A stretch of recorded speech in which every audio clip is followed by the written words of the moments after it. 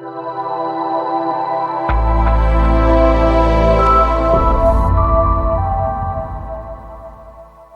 right, we're back with another episode here of Aftershocks on AftershocksTV.com. And joining us today from Austin Hard Rock Heavyweights DUEL, we got Tom and Jeff with us.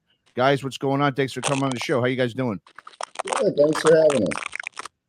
Absolutely, man. Well, you guys are obviously, got a good week coming up this week. You're getting ready to release your fourth full-length album called Incarnate Persona. It's your first LP in 2 years, right? Since 2019's Valley of Shadows. And the first thing I believe any fan of the band is going to notice is the obvious change in your guys' sound on this one compared to the first three records. You're going from sort of that traditional early 70s, Sabbath proto-metal sound to now more of a mid to late 70s progressive sound. So go ahead and why don't you start us off by talking about the change in the musical direction for the band on the new record. I guess we'll start with Jeff. Yeah, I guess. Thanks. I would say it's probably not like intentional, Okay. We're always writing the songs we want to write. And it's probably just a natural progression that we start moving through the 70s a little later, Sure. But definitely, I don't think on my end from the production side, I want each album to sound unique. But I think the songs, I think we're just writing the songs we want to hear and kind of what we want to do. And I don't know, in our minds, I think a lot of times it's not any different, but then you hear people talk about, yeah, this is a really different move for you guys. Mm-hmm. Like, oh, okay, sure. Yeah, no doubt. I mean, did the change in the style? I mean, do you think it had just maybe subconsciously had anything to do with the fact that, I mean, there's so many bands that were really playing that kind of style, that's early 70s style, and it started to become, a lot of people were saying, it's becoming a little more oversaturated within those. Those scenes, that kind of sound that kind of got big back in the early part of the decade. I mean, was another reason for it maybe something where you felt like it was time to move away from that and kind of go in a little bit of a different direction that was still vintage but had a little bit more fresh flavor to it? I don't know. What do you think, Tom? Yeah, I mean, I think for me, it's always like a reflection of what we've been listening to. Around the time that we start trying to really, work things out. And, I hear a lot of the stuff that I would listen to around each time of each record in our music, not saying we're probably regurgitating stuff, but, you definitely get in a frame of mind. When we're getting close to every album being done, I go back and listen through all of them together, just to see how it stands up and whatever. And it always blows me away how different they all sound, when I feel like we are just kind of going in there and doing the same thing every time, but it definitely comes out different. Yeah, no doubt. Well, let's talk about a track that I thought was really something you guys made into really your own thing on this record. Sounds real original in terms of, I think, the timing and just the structure of it, is The Veil.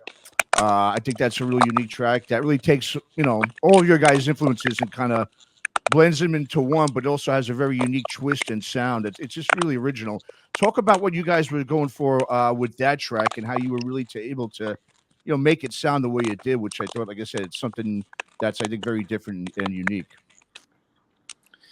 I mean, that one came together pretty much how it was planned. We didn't change that one up a whole lot, just because it was kind of weird and unusual for us. That, I guess because it is a more dissident song and whatever, you have some more freedom with it, so I felt like that one, it just went down really easy. We weren't too hard on it. We didn't judge it too much, just kind of let it happen. Well, we've kind of almost forgotten about it, and then we're working on all the other stuff, and then I remember Sean just kept bringing it up. Our bass player just kept bringing it. Hey, what about The Veil? And I was like, oh shit, yeah, we really like that song. Let's look it up. And yeah, I think it was like a day, and we kind of worked it up, and then we're like, all right, let's go record it. Yeah, it Cool, was man. real easy. Yeah, no, it's a great song, man. And the other song, obviously, your latest single, "Behind the Sound," is another one that goes into something very different than anything you guys, I think, have done before. It's got really more of like it sounds to me like a UFO type of Michael Schenker inspired song with like the Yeah, progressives, exactly. right? Yeah, right. Yeah. Yes, totally. That song to me was like I was listening to the Phenomenon record like every day for a while, and that's when I wrote, that beginning part. It was totally supposed to have early UFO vibe to it. Very cool. Nice. Yeah. Well, I read too that was the song that drove sort of the writing and sound for the rest of the record. So I guess how and why was that sort of the catalyst to what we're hearing on the new record? That song. It was the first thing we tracked. Okay. So we kind of had that as okay, not that everything stayed in that. I feel like that song's a little softer and more psychedelic, but we had that in there, we were going to be on the record, and the way that one came out was just real fun, man. It really, it felt more like, being in a prog band or something when we were making that song. Yeah, no, that's a great song, man. In terms of lyrics, I know it really interesting what it says in the press release regarding the lyrics. It says, and I'll quote it. It says it spins dark tales of ritual horror, occult sex, and apocalyptic doom while exploring alternate realms. So I guess just lyrically, what were you trying to convey, I guess, or express on this record lyrically that maybe you haven't done on the other 3 records? Did a lot of the lyrics come from the fact that, we were locked down for 18 months and, there's a lot of sort of kind of dark times that kind of ensued during that time frame? Did it have anything to do with what you wrote lyrically on this record? I will say that for every album, I always go into and I ask Tom, what is he picturing for this album? And he's weird. He'll get like, how was it? Witchbanger was like, he was obsessed with James Earl Jones's character in Conan the Barbarian. And that was his vision. So when he would picture writing the lyrics, he would just keep picturing that guy, and somehow it works. So we kind of have always, the Valley of Shadows, there was a character in a documentary that he found that he became obsessed with. And so it was all kind of written with that guy in mind. And then this new one, I'm trying to remember what he told me when I asked him what he was picturing, and I don't remember. So that's not very helpful. But I try to look at things like that as pictures and then kind of dissect from there and allow that to kind of create a theme for the whole thing, if that makes sense. Yeah, no, absolutely. With you, man. Yeah, so I mean, talking about Incarnate Persona, obviously this is you guys' now 4th full length. You guys also released a live record too. So you've got 5 now releases in 5 years. That's a lot of music. That's something that we're not used to seeing modern day music. At least it's something definitely that we saw back in the 70s. When it was all about album sales. So it's quite common, obviously, see that 40 years ago. But bands back then also didn't have to tour as much as bands do now. In order to survive, because they were obviously able to make a living through the record sales alone. Where today it's such the opposite, man. It's like you've got to tour excessively, or you simply, like you guys do, or you're not going to survive long term as a band. So I guess talk about with you guys, what your approach is to not necessarily being able to necessarily thrive in the music business today, but in order just to survive it. I mean, which is obviously quite a feat itself. I mean, what's your guys' approach with being able to tour as much as you do and also release on average now about a record every year? Well, it helps. I own a recording studio. Okay. So I'm a producer engineer for a living. So that definitely helps, as we always have access to a recording studio. But it does make it very hard. And I would think part of it is we all had past bands, and we had all done this a long time before we all joined together to start DUEL, So we'd already had a lot of experience and already been through some of the record label hurdles and one thing we really wanted was we didn't want to be a band that played the same songs for 4 or 5 years, or 10 years. We wanted all right, let's just keep pushing forward. And we kind of just kept our foot on the gas the whole time. And it was difficult. And that was partially why we released a live album. It's like, we want to stay busy, but it's like, dude, we've been on tour nonstop for 2 years. Like, we don't have any time to write another album. And I felt in a few ways that Witch Banger, our second record, was, from my end, at least from the production side, I felt like it was a little rushed. I felt rushed, the deadlines and the tours and everything coming up. And I was like, I don't want to go through that again. So let's make a live album. We're coming straight off tour. We're tight. We're badass. Let's just go. And it was fun too. We rented a venue basically that had a really nice Neve console in the back and all this shit for recording. And we just threw a party for 2 days. We had cake, beer, and barbecue and stuff. And we're just like, everybody come hang out and let's just play a party with our friends at the Electric Church. So that's kind of how that came about. And then that also gave us time to really focus on Valley of Shadows, which I think we're all very proud of, And then same thing with the Incarnate Persona. But I guess that was the benefit of all these tours getting canceled, is hopefully we got to spend more time making this album really good. I think it's kind of like how we'd like to look at it. Sure. Yeah, So no doubt. came across, Yeah, no, and like I said, it's a great record, man. I mean, did you guys? I mean, did having the time, I guess, during, for instance, like having all this time off now through the pandemic. I mean, was that how important was that? I would say, to have that extra time that you normally don't have when you're writing and recording. I mean, was it? I mean, in order to enhance and sort of expand on the music you guys normally write and create, do you think that had I guess a benefit, if you'd say, being able to not have to tour and just focus only on the writing for the record? I don't know. I'd say yes and no. I feel like, on the road, you're working on a tune, or, you get a little more time to flesh it out. And also when the pandemic started, we kind of all just isolated for a while. So those first, probably 5-6 months, we really weren't working on much. So almost it didn't give us too much extra time. But I don't know. I guess it did. Towards the end of the year in the fall, we were able to really focus on it without any interruptions. So that was good. But I don't know. It seems like a blur. It seemed like it all just kind of blew by. So it's hard to know if it mattered or not. That's not touring. Sure. I mean, do you normally think that, being that you guys have to tour, you guys are always touring, you guys are total road dogs, does it have a limiting effect on what you can create musically, because you're always thinking and having to plan things around the next touring cycle that's coming up? Yeah, for sure. Yeah. I feel like we would write 3 songs and then we would go on a couple tours and then we would come back and like, man, we don't remember those. We don't.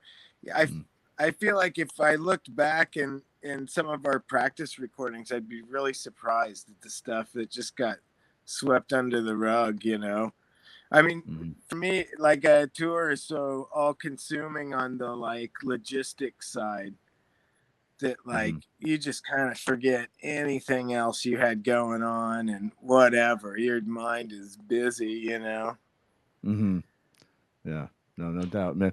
Well, now in terms of playing, live, I noticed you guys have played some local dates in Texas over the past few months. I remember seeing over the summer too, you had a European tour that was planned for 2022. And I know now things are going, obviously, unfortunately, they're going backwards pretty fast in terms of the return to live music in most parts of the globe. But talk about, I guess, what you guys have planned or is in the works, or that you are hoping to do when it comes to touring for this new record. We're pretty busy. I mean, throughout the end of this year, we've got a lot of stuff just happening around Texas, which things are getting pretty close to normal around here, as far as, a lot of people have adjusted, using outdoor stages and these kind of things, that our weather's, usually pretty favorable for an outside show. Other than it's hot, but Sure. it's unlikely to get rained out. Zero chance of snow, you know. Sure. So we can have shows outside, and this city, you know, it's becoming less so, but you know, it kind of touts its live music. So you'd be surprised how loud you can get in some areas outdoors without it being a problem.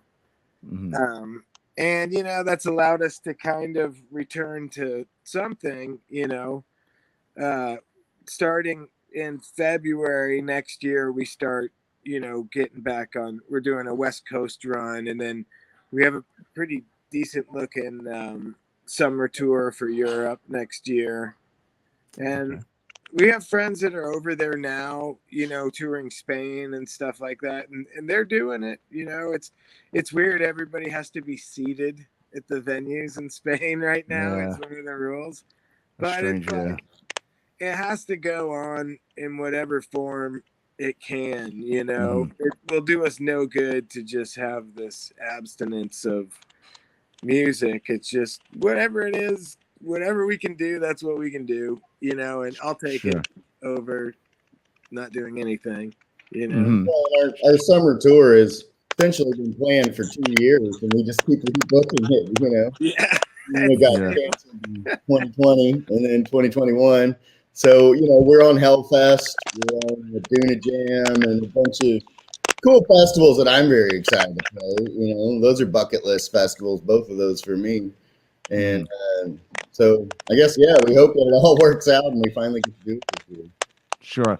Now, I mean, considering that you're unable to tour obviously extensively at this point, I mean, did you guys ever consider putting off the release until, you know, maybe next year, until we maybe had more of a clear vision of what's going to go on with live music, or was it the label's call to release it now? I mean, did you ever consider just maybe like, you know what, let's wait until everything goes back to normal and then we can release it? Or was that not at all an option? It was. We had thought about it and we had talked about it, and a lot of my clients, I've made a lot of records at the studio that are still not being released. Deal is record pressing plants are ridiculously backed up right now. Yeah, I heard, like, if we don't go ahead and get it in and go ahead and start this, we can't promise that it'll be out by this time or by that time. And it was like, you know, we've already made it. Let's just go ahead and put it out. You know, it's always weird for an artist when you make a record and then you finish it and you're so proud of it, and then it's 3 to 6 months before anybody hears it. You know, I hate that time a lot. So I think it's like, fuck it, let's go ahead and put it out, and then by the time we can get back on tour, people will have time to be familiar with the songs. So I don't. Yeah, I think it's really hard to sit on anything too. You know, it's like you, you know, you're really, Eric, want to hear some feedback on what you spent all this time on. You know how you feel about it, but what really matters is how other people feel about it, unfortunately. And you know, you want to hear some feedback, good or bad, you know. And when it just sits there and burns and you're listening to it, you know, you need to hear some praise to keep in your mind that you did something good, you know. Sure. Well, I'm sure it's also hard to move forward and continue to progress musically too, right? If you're just sitting on this thing, right? Sure. Yeah. And your mind is like still on this stuff. You know, once it gets dumped out into the public, it's like, okay, I can breathe, you know. Yeah. What are we gonna do now, you know? Well, and yeah, like you said, like we've always, it's been important that we always look and are actually staying busy, you know. And so, yeah, by getting this put out, now we can start thinking about the next record. You know? We already got some ideas we're toying with, and it allows us to move forward mentally, knowing it's coming out for sure. Sure. Yeah, no doubt. Well, it's a great record. Incarnate Persona, the new full length from DUEL, comes out October 1st on Heavy Sake Sound Records. And Tom and Jeff, why don't you guys go ahead and let the viewers and listeners know where they can go to keep up with you guys, as well as find, you know, merch and future dates and all that good stuff. You know, the best thing to do is like follow our Instagram or something like that. It's just at DUEL Texas. We're real big on imagery, so we're always posting stuff, and the text will usually tell you what's coming up next. We try to, do all we can to get the word out there for shows and things. And tours, we know quite a bit ahead of time to start pushing them. And honestly, that's the best way anymore. All right. Especially since things are changing in real time, getting canceled and rebooked. Yeah. Easy way to just look at what the recent word is. Sure. Yeah. No, and you go to heavypsychsounds.com and buy the record, I believe, or they'll send you to the American distributors and stuff to buy the record. Yeah, we have our own Bandcamp and all that. It's fairly easy to find the music, luckily. Okay, awesome. Well, fantastic. Well, once again, the album is Incarnate Persona. It's DUEL, comes out October 1st. And guys, thank you both so much for coming on with me, and good luck with everything. I hope to see you guys back out there soon on the road. Yeah, thanks for having us, man. Appreciate it. All right, guys. Take care, guys. Thanks a lot. Take care.